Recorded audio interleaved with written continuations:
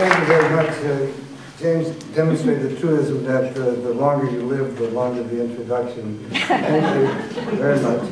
And I'm pleased to be here for obvious reasons. I'm glad to see such a good turnout, and we have a long, hard fight ahead of us from Obama's election forward, and this is the way it's going to happen or not.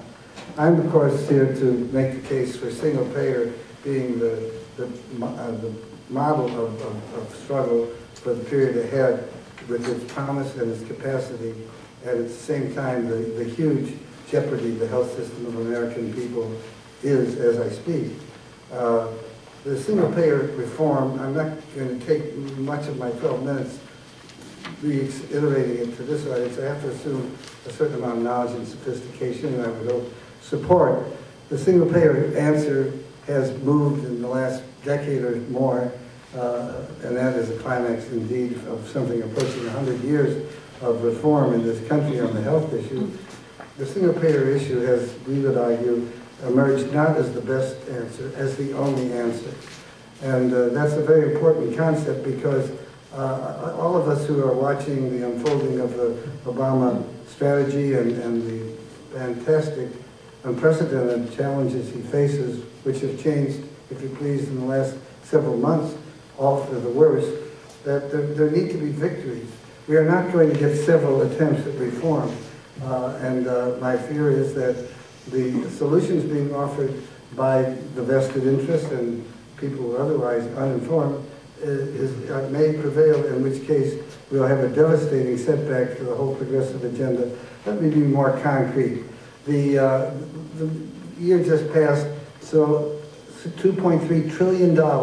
We're getting used to using trillion as a phraseology, but even with all the money thrown around at Wall Street and other benefactors, this 2.3 billion is a lot.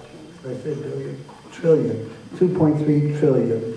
That is what? That's $7,300 for every person in this country, and a country where this audience knows at least 45 million people are uninsured and the equivalent number is underinsured. And that amount per capita, and as a total amount, has gone up double digits for the last decade at least. It shows despite the economic distress, there's no evidence that that cost factor will go down. It will go up. And it's not complicated to understand why.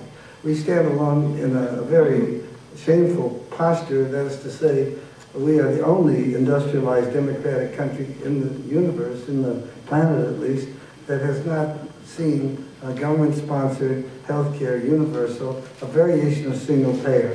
Granted, the British system is different than the Swedish one, and that in turn is different from France and England, France and Germany. But overall, there has been a genesis of a system that says something like it's society's responsibility to offer health care to every person in the society. It's not only good morality, it's good public policy, and not least, it's good fiscal policy. And all of the countries of the world that have that description, democratic and industrial, in other words, the kind of society we think we are, all of these countries have come to that conclusion, and the results are profoundly better. Start with the cost. I told you we're coming in at $7,200 per person this past year. It'll be more the coming year, depression or recession notwithstanding. Then they come in, these countries I mentioned, the closest ones to us, France, Germany, and Switzerland, come in about half, about $3,200 US per capita. Mind you, we start out spending twice as much per capita, have many tens of millions uncovered, and catastrophic outcomes. Just to mention a few that are unintended consequences. The issue of bankruptcy and all that implies, which are going to be a huge increase in the troubled times ahead. In this country, the data for 2002, there were 2 million personal bankruptcies. One half of them, 1 million, were due to medical bills or the illness accompanying the medical bills. Half of all the personal bankruptcies in 2002 were due to the cost of the health system. So in addition to not serving people, it ruins people, and their economic status is poison probably for the rest of their life. I can tell you, not for reproduction because it's not published yet, but if you all promise to keep it embargoed, there'll be another study in the next 2 or 3 months at the most in a refereed journal that shows that 50% of all personal bankruptcies due to health care costs and unpaid bills, that's going to rise to 60%, closer to two-thirds. So it gives you the idea of how counterproductive our health system is, expanding as a burden to the American people. And it does indeed infect everybody. Not every day, everybody, but eventually everybody is affected by the healthcare costs and opportunities to get care. And that opportunity is shrinking, not going ahead. There's another one that I want to call your attention that is extremely ominous. It sounds bland, but it's a huge challenge, and even challenges whether a single payer can do the job. I refer to the sharp decline in primary care physicians in this country. Sounds a little bland, but it's crucial. The ratio of specialists to primary care should be about 30 specialists to 70% primary care. That's the outside. More people would say 60% primary care to 40% specialists. In this country, we've slipped below 50-50, so that it's an everyday event that people entering the healthcare system can't get a primary physician. That is a byproduct that I don't think many of us anticipated, and that has to be reversed. And I mentioned this problem not to make you frightened or depressed, quite the contrary. I'm describing a great opportunity. This system, the healthcare system, is the one major social problem domestically, and you could argue internationally, where the resources are in place. We're spending, I've just pointed out, twice as much per capita as any other country. That for openers on the cost side. But beyond that, the main elements are plant, meaning hospitals, clinics, and high tech. We are endowed, no country comes close to us in that respect. That exists. And our health workforce, not least.